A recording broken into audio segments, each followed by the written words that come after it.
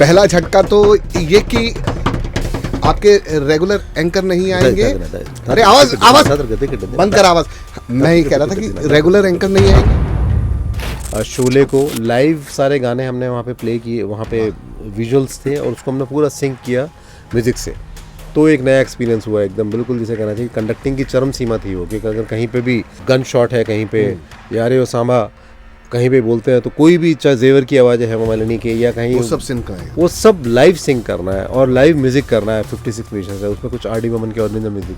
तो वो एक कंडक्टिंग का जिसे कहते हैं कि काफ़ी मुश्किल काम था। देखिए पहले जो सिंगर थे बहुत ट्रेंड होते थे, बहुत ज़्यादा। अब लता जी का मुझे नहीं लगता कि इतने इंस्ट्रूमेंट्स की उनको कभी ज़रूरत ही नहीं पड़ी, और वो सब भी वो भी लाइव, और कभी उन्होंने रीटेक नहीं किया। जैसे कहते हैं उस ज़माने में वन टेक रिकॉर्डिंग करते थे। इतनी मधुर आवाज़ और इतनी सुर में वो आवाज़ है कि बहुत छोटे इंस्ट्रूमेंट में भी वो आप उसको एंजॉय कर सकते हैं कि यार कितनी मधुर लगती है कानों को। तो वो 50 डे कारगिल वॉर उन्होंने बनाया और उसमें हम वहीं रह रहे थे, और जब बैठ के हमने वहाँ पे कंपोज करना, मेरा सेटअप मैं बॉम्बे से लेके आ गया, बैठ के कंपोज कर रहे हैं। वो बेचारे मतलब मिट्टी में वो आदमी खड़ा हुआ, इतना जुनूनी आदमी कि वो रात सुबह कभी देख रहा हूँ 4 बजे तो वो लगे हुए सेट में, ये कर रहे हैं, ऐसा करो वैसा करो, बना रहे हैं, अभी तैयारी हो रही है। मुझे लगा रखा है कि आप कंपोज करो। मैंने कहा यार ये तो आदमी बिल्कुल ही अलग ही डायरेक्शन में है, इनको कन्विंस करना कितना मुश्किल है। नमस्कार, वाइट कास्ट पॉडकास्ट में आपका स्वागत है। और आज आपको लगेंगे 2 झटके। पहला झटका तो ये कि आपके रेगुलर एंकर नहीं आएंगे। अरे आवाज बंद कर, आवाज। मैं ये कह रहा था कि रेगुलर एंकर नहीं आएंगे। आज मैं लॉन्च हो रहा हूँ और मेरा नाम है धीरज भट्ट। बजाते रहिए, बजाइए। आप स्टूडियो में हैं। जी हाँ, आज के हमारे मेहमान हैं श्री रवि पवार जी, और इन्हें रोका नहीं जा सकता।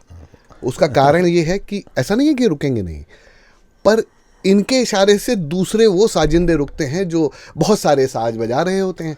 जी हाँ, ये हैं संगीतकार, म्यूजिक अरेंजर और एक बहुत ही प्रसिद्ध कंडक्टर, जिनके इशारे पे म्यूजिशियन नाचते हैं, बजाते हैं, गाते हैं। और वो आज हमारे साथ बैठे हैं स्टूडियो में अपनी बातें बताने के लिए। आपका स्वागत है। थैंक यू जी। आप क्या बजा रहे थे? ये मैं कोई तबले का एक बोल बजा रहा था। रवि जी, 40 बरसों से आप संगीत की दुनिया में पूजा कर रहे हैं संगीत की। पिताजी स्वर्गीय श्री कैलाश तंवर जी बिल्कुल बेहतरीन सितार बजाते थे, लंदन में उनका एकेडमी।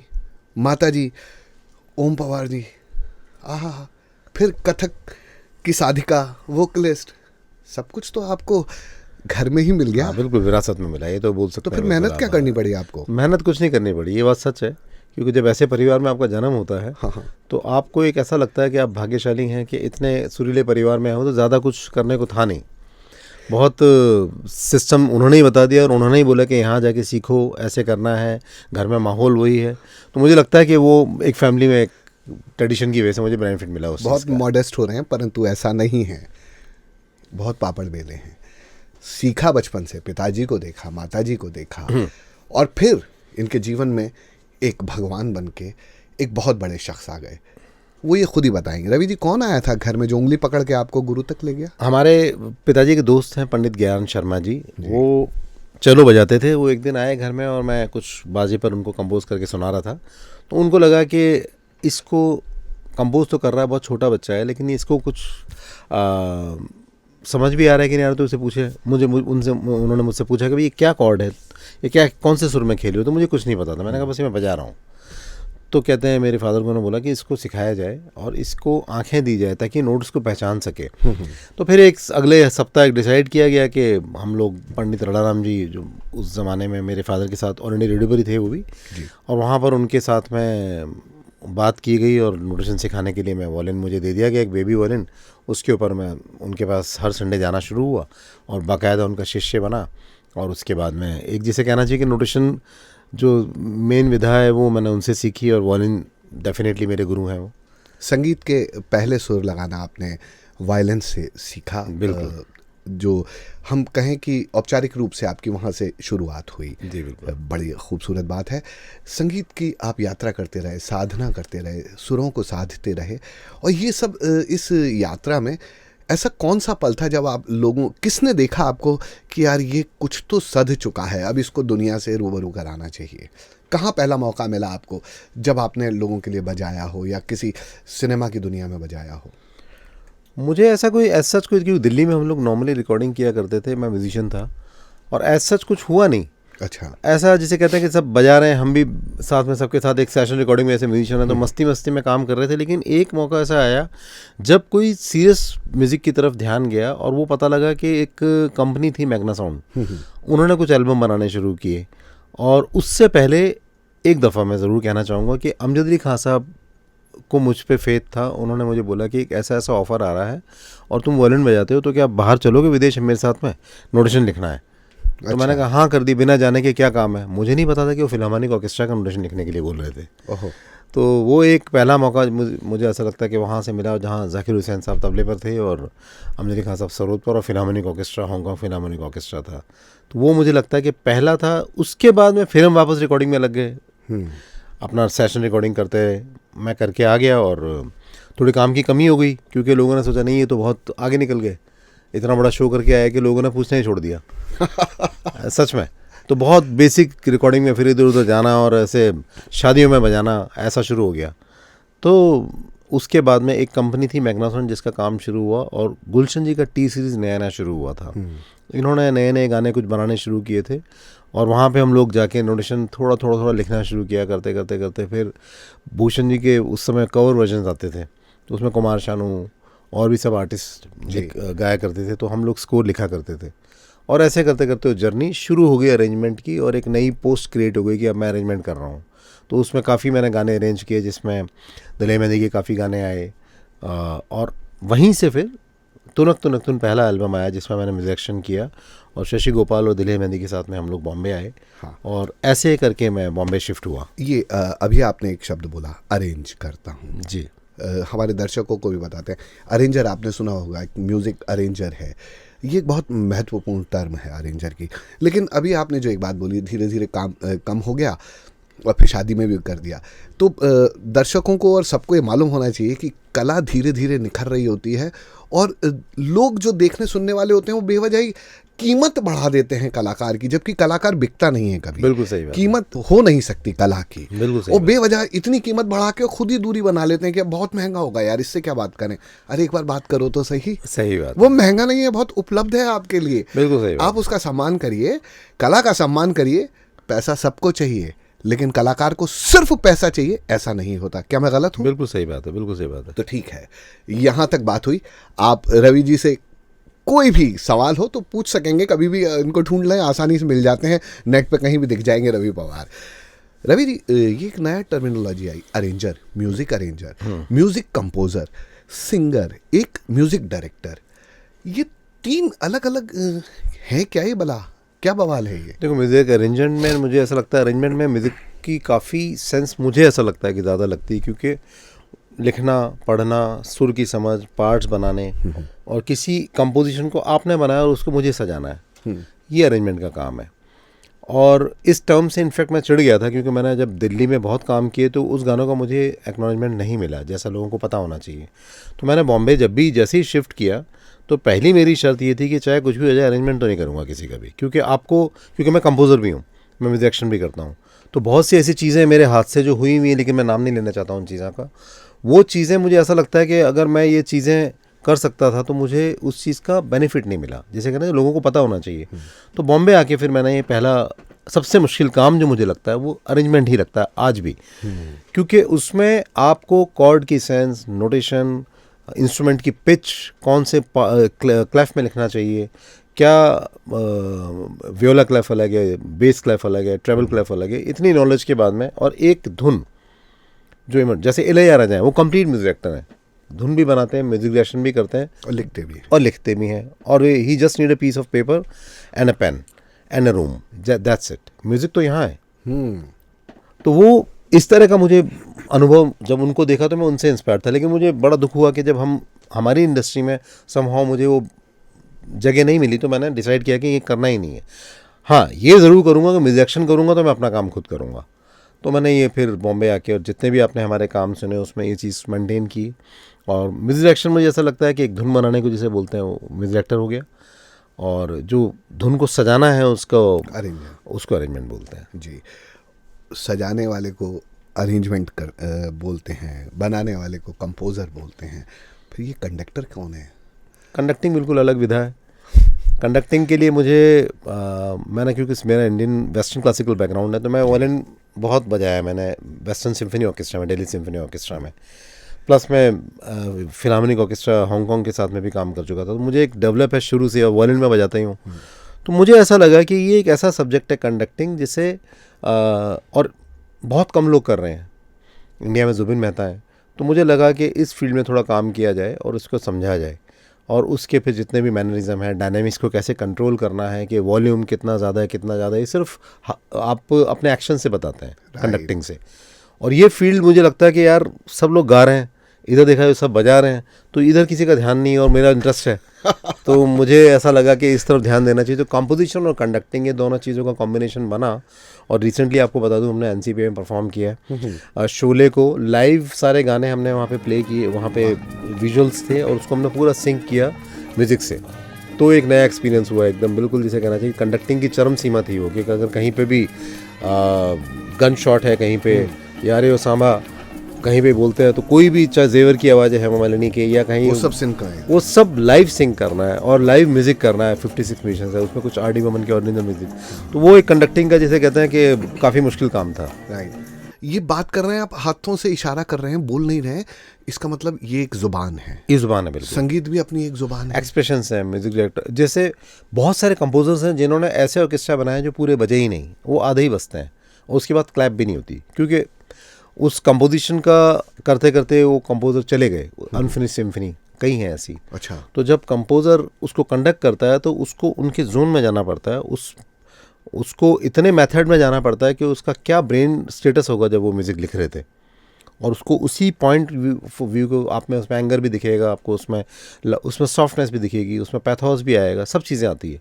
तो वो एक कंडक्टर का काम है कि वो अपने कंडक्टिंग से ही समझा दे कि ये मुझे ये एक्शन चाहिए। आज बड़ा इंटरेस्टिंग मोड़ लेता जा रहा है ये हमारी बातचीत, क्योंकि देखिए म्यूजिशियन से तो कई लोगों से बातचीत कर सकते होंगे, बट मुझे समझ में आता है कि जो नए म्यूज़िक सीखने वाले हैं, बच्चे हैं, स्टूडेंट्स हैं, उनके लिए 2-3 रास्ते आपने और समझा दिए कि वो एक बहुत अच्छे से सीख के कंडक्टर बन सकते हैं, या अरेंजर बन सकते हैं, या उस दुनिया में भी जा सकते हैं। सिर्फ इतना ही नहीं कि संगीत, अगर मैंने गाना कंपोज नहीं किया तो मैं संगीतज्ञ नहीं बन पाया, या मैंने अगर गाया नहीं तो मैं सिंगर नहीं बन पाया। बिल्कुल। तो आप ये नए म्यूज़िक को चाहने वाले बच्चों को क्या कहना चाहेंगे? देखिए, मैं तो यही कहूँगा कि जितने बच्चे हैं वो सब सीख के आए, और इसमें थोड़ा अगर आप ज़्यादा डीप में जाएंगे, ज़्यादा सीखेंगे, ज़्यादा समझेंगे, तो ज़्यादा मुझे लगता है कि अपॉर्चुनिटीज़ हैं आपको ज़्यादा, क्योंकि हर आदमी गा रहा है। आज आप कहीं पे भी रील्स पे देखेंगे तो हर आदमी अपना आपको देखना चाहता है, चाहे वो सिंगर हो चाहे वो एक्टर हो। तो उसमें आप डिफरेंट कैसे होंगे? आप जब ज़्यादा सीखेंगे तो आप उसके बाद में आप इनोवेशन सोचेंगे कि कुछ इनोवेटिव होना चाहिए, मुझे कुछ ऐसा करना चाहिए, मुझे उसके लिए आपका बेस बहुत स्ट्रांग होना चाहिए। जैसे मेरे ब्रदर हैं अभी, तरुण पवार, वो गिटार बजा रहे थे। अगर खाली गिटार बजा रहे होते तो उससे नहीं होता।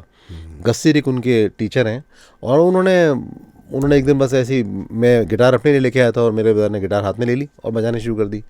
2-4 कॉर्ड मैंने बेसिक बता दिए तो हो गया गिटार। तो उसी पे आना चाह रहा था, लेकिन ऐसा नहीं हुआ। मैं अब आज की डेट में उनके राजस्थान में इतनी बड़ी एकेडमी है, उसमें डांस भी हो रहा है, ये भी हो रहा है। तो उन्होंने उस चीज़ के ऊपर इतनी रिसर्च कर ली, तो इनोवेशन अपना आप कर ली। खाली गिटार बजाया तो शायद मुझे नहीं लगता। मैं उसी बात पे आने वाला था कि क्योंकि तरुण एकेडमी चला रहे हैं, गिटार बजा रहे हैं, बहुत अच्छा गिटार बजाते हैं। परिवार में आपके और कौन कौन थे? और ये आपने कहा सीखते जाना चाहिए जी। आप वायलिन से शुरू करा, फिर कहाँ तक सीखने की प्रक्रिया अभी तक चल रही है? क्या क्या आ गया उस? अभी तक सीख ही रहे हैं। मुझे लगता है कि उसमें पहले वायलिन से स्टार्ट किया, उसके बाद में थोड़ा इंटरेस्ट बढ़ा तो बेस क्लेफ में ध्यान गया कि ये तो एक क्लेफ है, तो चलो बेस क्लेफ मैंने तैयार किया, तो पियानो आ गया हाथ में। फिर धीरे धीरे मुझे लगा कि वायलिन में भी इंडियन क्लासिकल होना चाहिए, क्योंकि मैं क्लासिकल फैमिली से हूँ। तो मेरे फादर ने थोड़ा मुझे गा के बताना शुरू किया, तो इंडियन क्लासिकल तैयार किया। उसके बाद में मुझे लगा कि यार जैज़ क्या चीज़ है, इसको भी समझो क्या चीज़ है। जीन लुक पॉन्टी मुझे अच्छे लगे, मैंने उनको सुना। स्टीफन ग्रैपेली बहुत बड़े एक फिडलर हैं बहुत अच्छे वायलिन के, उनको मैंने सुना जैज़ में। तो धीरे धीरे धीरे जितना कीथ जैरेट पियानो में सुना, तो म्यूज़िक तो समुंदर है मैंने कहा, और मुझे तो हमेशा सीखना ही है, ऐसा लगता है आज भी। अब चाहे वो किसी भी विधा में हो, इधर हो, तो धीरे धीरे मुझे लगता है कि फिर हम प्रोग्रामिंग भी कर ही रहे थे, तो केक वॉक से शुरू किया था। आपको पता होगा, आपके यहाँ तो पॉडकास्ट जो करते हैं अमित जी, वो तो खुद बहुत बड़े एक स्टूडियो भी चला रहे हैं, और प्रोग्रामर भी हैं, म्यूजिक भी कर रहे हैं, सब कर रहे हैं। तो वो केक वॉक से शुरू करके आज कितने कितने नए नए सॉफ्टवेयर आ गए, लॉजिक है। देखो अमित जी ने मेरे को लॉन्च कर दिया, आपको लॉन्च कर दिया, आज आपको पता ही है, आज खुद नहीं आके आप इंटरव्यू कर रहे हैं। बताओ आप। मैं अभी आपने कहा समंदर है, और ये वो समंदर है इसमें जो डूबा सो पार। बिल्कुल, इसमें डूबेगा नहीं आदमी, एक बार बस आपको गोता लगाना है, पार तो होगा नहीं ना, सीखते रहेगा बस। तो संगीत की उसमें गए आप, गाते भी हैं, गुनगुनाते भी हैं थोड़ा गाता हूं। अगर हम कोई सिनेमा का गाना गाएं तो हो सकता है कि कॉपीराइट की कैंची चल जाए, या हम अगर कुछ क्लासिकल कोई बंदिश आप गुनगुना दें तो थोड़ा सा मूड लाइट हो जाएगा, और बड़ा कुछ मिठास सी घुल जाएगी कानों में आपकी आवाज़ से। मैं अपने फादर की चीज़ें बहुत है, मुझे याद है। हाँ हाँ, तो मैं थोड़ा सा गुनगुना देता हूं। ज़रूर। देखो राग रंग बरसाए, मन का सितार बाजे, मन का सितार बाजे, देखो राग रंग बरसाए, पनी सरे नि सरे म पद म प म ग रे ग सा नि, पनी सरे म पनी सरे सा नि सरे म पद म पनी सरे सा नि नि सा नि द प म प सा नि द प म प द म ग रे सा नि सा नि द प म पनी सरे रे म पद म पनी सरे सा नि प र म रे सा। क्या बात है। अब अगर इतनी सुंदर कॉम्पोजिशन, इतने सुंदर राग कानों पे मिलते रहें तो कौन कमबख्त है जो आपसे बात करना बंद करना चाहेगा। मैं तो कतई नहीं करना चाहूँगा, लेकिन हमारे दर्शक कितनी देर देख सकते हैं, सुन सकते हैं, ये उन पर है। भाई मुझे झेल रहे हो, लेकिन रवि पवार जी को सुनते रहो। मैं आपसे दो और सवाल करना चाहूँगा सिनेमा की दुनिया से। आपने बहुत सारे गानों में म्यूज़िक दिया, आपने बजाया भी है। सिनेमाई म्यूज़िक और क्लासिकल म्यूज़िक, आपको सुख कौन सा जॉनर देता है, किस में? जाहिर सी बात है पैसा जहाँ से आता है वहाँ से ज़्यादा सुख मिलता है, लेकिन एक कलाकार को सुख कौन सा देता है? जो भी म्यूज़िक करूँ मैं, मुझे अच्छा ही लगता है, चाहे वो बॉलीवुड हो, चाहे वो, क्योंकि वो भी इतना आसान नहीं है। अगर इंडियन क्लासिकल है तो वेस्टर्न भी इतना आसान नहीं, बॉलीवुड भी इतना आसान नहीं है। हर स्केल में कंपोज करना आना चाहिए, हर स्केल में गा रहे हैं। इंडियन क्लासिकल भी बहुत बड़ी विधा है, लेकिन एक स्केल में बन जाता है, मुझे ऐसा लगता है। जबकि कुछ ऐसे प्लेयर हैं जैसे हमारे दिल्ली के अजय प्रसन्ना है, अगर वो इंडियन क्लासिकल भी इतना सीरियसली बजाते हैं और फिल्मी गाने भी इतने तरीके से कंफर्टेबली बजाते हैं। हरिप्रसाद चौरसिया ने भी बॉलीवुड में बहुत बजाया है, शिव कुमार शर्मा जी ने भी बहुत बजाया है। लेकिन जब ये दोनों विधाएं एक हो जाती हैं तो मुझे लगता है जब ये भी जानते हैं और वो भी जानते हैं तो वो ज़्यादा खूंखार हो जाते हैं। हाँ। मुझे ऐसा लगता है। बट अभी आपने जैसे पंडित जी का नाम लिया, देखा एक सवाल और बढ़ गया बेवजह। बेवजह तो कुछ नहीं होता। पंडित जी का नाम लिया, पंडित चौरसिया जी का नाम लिया आपने, और शिव जी का नाम लिया, तो ये लोग क्लासिकल के मास्टर हैं, धुरंधर थे, और ये रिकॉर्डिंग भी बजाते थे, कमर्शियल म्यूजिक भी। लक्ष्मीकांत प्यारेलाल के यहाँ पे इन्होंने बहुत रिकॉर्डिंग बजाई, एकदम कमर्शियल। मेरे को बहुत दिनों से एक चीज़ कचोटती रहती है, हम जब बहुत पुराने गाने सुनते हैं उसमें म्यूजिक बहुत कम हुआ करता था, और बोल जो थे, जो स्वर जो थे, वो खुद ब खुद स्वतः ही एक संगीत की सी ध्वनि के साथ आते थे उन गायक गायिकाओं के। अभी एक बहुत धाम धूम ये बहुत हैवी होता चला जा रहा है, और वो बोल बहुत कम होते जा रहे हैं, और कई बोलों को तो वो ये मशीन से भी सही कर आके चेप देते हैं। ये बड़ा दुख होता है। आपको लगता है कि क्वालिटी ख़त्म होती जा रही है, इसलिए इतने सब करने पड़ रहे हैं? एज एन अरेंजर, अगर आज आप जिस तरीके से संगीत साधना में लगे हुए हैं, अगर आपको इस तरीके का कोई गायक मिल जाए और फिर कहेंगे अरे कर लीजिए, अपन तो उस पर सेट कर लेंगे, क्या रिएक्शन रहेगा आपका? देखिए, पहले जो सिंगर थे बहुत ट्रेंड होते थे, बहुत ज़्यादा। अब लता जी का मुझे नहीं लगता कि इतने इंस्ट्रूमेंट्स की उनको कभी ज़रूरत ही नहीं पड़ी, और वो सब भी, वो भी लाइव, और कभी उन्होंने रीटेक नहीं किया। जैसे कहते हैं उस ज़माने में वन टेक रिकॉर्डिंग करते थे। इतनी मधुर आवाज़ और इतनी सुर में वो आवाज़ है कि बहुत छोटे इंस्ट्रूमेंट में भी वो आप उसको एंजॉय कर सकते हैं कि यार कितनी मधुर लगती है कानों को। आज की डेट में और सीखे हुए हैं तो वो सुर सीधा यहाँ लगता है। आप एक ही उनका एक मुखड़ा अगर एक ले लीजिए तो आप पूरी ड्राइव करके उस गाने को 10 बार सुनेंगे तो उस गाने में कोई ना कोई वेरिएशन मिल जाएगी, जबकि बहुत कम इंस्ट्रूमेंट्स हैं। आप क्लियरली उस सोल के साथ में उस आवाज़ से आप आप कनेक्ट कर जाते हैं। आज की डेट में खूब सारे इंस्ट्रूमेंट भरेंगे, उसके बाद में उसको ऑटो ट्यून करेंगे, उसके बाद में इंस्ट्रूमेंट्स भी भरेंगे, उसमें सोल भी नहीं है और सारा इलेक्ट्रॉनिक करके उसको पूरा भर दिया गया है। लेकिन उसका जो मेन एसेंस है, जो मेन आवाज़ है, उसको मुझे लगता है कि बिल्कुल बहुत डिजिटलाइज भी कर दिया है आज की डेट में, बहुत सिंपल तरीके से, बहुत इतनी तू जहाँ जहाँ चलेगा मेरा साया, इसमें कितना एफर्ट लगा। लता जी का सिर्फ आवाज़ आप सुनिए, इसमें आपको लगेगा आप कनेक्ट हो गए, अपने आप ही म्यूजिक या लग जा गले। हाँ, वो खुद ही संगीत गीत है, कुछ नहीं है, सिर्फ आवाज़ है, मधुर आवाज़, इतना सा बस हल्का सा कुछ म्यूजिक बज रहा है, आप देखिए। दैट मीन्स कि ये एकदम जेन्युइन जस्टिस है उस राइटर के साथ भी जिसने बहुत सोलफुली वो गीत लिखा है और जिन्होंने गाया है, उनकी मेहनत, उनका रियाज, वो आपको यहाँ एकदम अपील करता है जी। तो मैं आज के कार्यक्रम को बंद करूंगा, लेकिन उससे पहले एक आखिरी सवाल ये है कि मुझे पता लगा है आपके बारे में कि आपने 2 नाटकों में भी संगीत दिया है, और अमीर रज़ा हुसैन साहब के 2 प्ले रहे हैं, 30 Days War of Kargil और द लेजेंड ऑफ राम। नाटकों में संगीत हमारे सामने अभी हैं एग्जाम्पल्स। एक तो बहुत ही आशुतोष राणा जी का बहुत फेमस नाटक चल ही रहा है, हमारे मित्र हैं, उन्होंने उसमें गीत लिखे हैं और म्यूज़िक हो रहा है। मैंने भी अभी चित्रलेखा को खुद प्रोड्यूस किया, उसमें मैंने क्लासिकल म्यूज़िक लिया है, ग्वालियर घराने से ही म्यूज़िक बनवाया। तो बट मेरा सवाल ये है कि नाटकों में म्यूज़िक वैसे गायब रहता है, क्या ये एक अच्छी अपॉर्चुनिटी और एक नया एवेन्यू खुलता है? देखिए, आपको कैसा फील हुआ? वही इनोवेशन वाली बात आ गई, किसी ने इनोवेटिव एक आइडिया लगाया और ऐसा कमाल का उन्होंने काम किया कि जिसे अभी तक मैं समझता हूँ कि उनकी अप्रोच तक पहुँच ही नहीं पाया। जो आमिर रज़ा हुसैन ने, जो हमने उनके साथ काम किया था, उनका ये विज़न था कि एक 5 किलोमीटर के एरिया में एक रेलवे ट्रैक बिछाया जाएगा और ऑडियंस उसके ऊपर मूव करेगी। ये मैं बात कर रहा हूँ 90s की, और ऑडियंस उसके ऊपर मूव कर रही है, और एक तरफ हम लोग आए तो पता लगा कि अच्छा ये अयोध्या है, फिर एक तरफ लंका बताई इन्होंने, फिर ऊपर से हनुमान जी उड़ के जा रहे हैं। पूरी रामायण उन्होंने ऐसे की थी, और अमजद अली खान साहब ने उसका म्यूज़िक किया था, मैंने असिस्ट किया था उनको। ये उनका पहला जो काम हमने उनके साथ में किया। शेखर सुमन उसमें राम बने थे। वो इतना बड़ा विज़न लेके उन्होंने मुझे बताया कि अब इसका म्यूज़िक जो है वो वैसा ओपेरा और फैंटम ऑफ द ओपेरा, उन्होंने वो देखा था, तो उन्होंने कहा कि मुझे ऐसा इंग्लिश चाहिए, वॉइसेस मुझे बिल्कुल वैसी चाहिए जैसी चैंटिंग्स होती बाहर, और उस तरह का बिल्कुल अलग म्यूज़िक चाहिए, पूरा सिम्फोनिक चाहिए।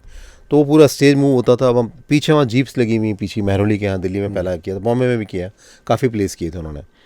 तो ये अप्रोच ही ऐसी थी कि पूरा हिल गए सब लोग, उनको पद्मश्री भी मिला उसके लिए। उसके बाद में उन्होंने 50 डे कारगिल वॉर किया, उसमें उन्होंने मुझे ढूंढा और मुझे बॉम्बे फ़ोन किया और बोला कि मैं बड़ा ढूंढता हुआ रवि भाई आपको आया हूँ, आप आइए। तो मैं दिल्ली आया, और अब दिल्ली में अब मैं आके उनके साथ मैं काम कर रहा हूँ, और मैं जब काम कर रहा हूँ तो उन्होंने मुझे आके एक बंकर में छोड़ दिया। कहते हैं ये क्या है, सर्दियों में युद्ध करिए। हाँ, मुझे कहता है आप आ जाओ, आपको ठहरना कहाँ कि यहीं ठहरना है। मैंने कहा ये क्या है? कहते हैं यहाँ सेट है लगा हुआ है, ठहरिए आप। मैंने कहा ऐसा तो बड़ा मुश्किल हो जाएगा। कहता है आपका बिल्कुल सब कुछ मिलेगा आपको, लेकिन आपको फील करना है कि आप वॉर में हैं। अब ये अप्रोच किस डायरेक्टर की हो सकती है? तो वो 50 डे कारगिल वॉर उन्होंने बनाया, और उसमें हम वहीं रह रहे थे, और जब बैठ के हमने वहाँ पे कंपोज करना, मेरा सेटअप मैं बॉम्बे से लेके आ गया, बैठ के कंपोज कर रहे हैं। वो बेचारे मतलब मिट्टी में वो आदमी खड़ा हुआ, इतना जुनूनी आदमी कि वो रात सुबह कभी देख रहा हूँ 4 बजे तो वो लगे हुए सेट में, ये कर रहे हैं, ऐसा करो वैसा करो, बना रहे हैं, अभी तैयारी हो रही है।